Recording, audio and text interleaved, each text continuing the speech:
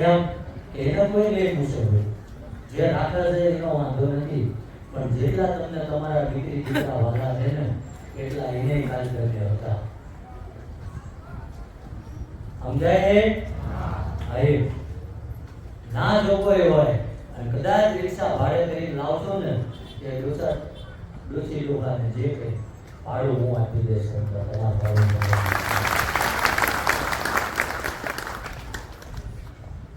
પણ કાંઈ હોય તો કાંઈ એમ કે દાદાએ જ્યાં મારે 2 કરોડનું લેણું હતું, 2 મહિના જો ભરવાનો નહીં, તો મારા દાદાએ નતું કીધું વ્યાજે તું લે ભાઈ.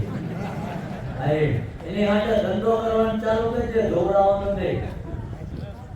પરમાત્મા એની મદદ કરે છે. આ અત્યારે મેચનો પ્રિય છે ઘણાય.